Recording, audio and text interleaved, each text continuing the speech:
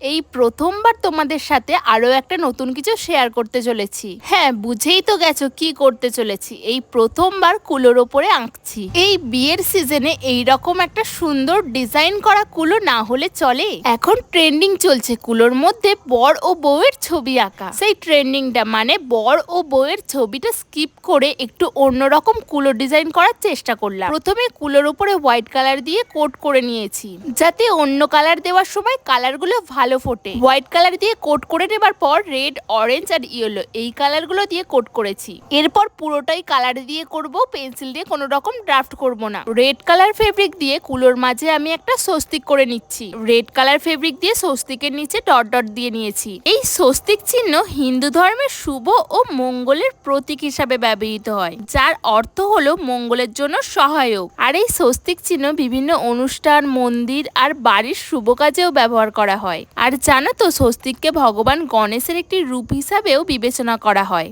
অনেকটা কাজ তো প্রায় এগিয়েই গেছে। এবার পাশের ফাঁকা জায়গাগুলো কিছু কলকা করে দিচ্ছি। যদিও বা আমি কলকা আর্টিস্ট নই, তাই কলকাটা আমি সেরকম ভাবে পারি না। তাই কিছু কলকা দেখার পর ওর মধ্যে থেকে বানিয়ে কিছু কলকা করলাম। চলো, কুলোটা আমার কমপ্লিট। আর এই হলো ফাইনাল লুক। এই প্রথমবার কুলো ডিজাইন করলাম, কেমন হয়েছে আমাকে কমেন্টে জানিও।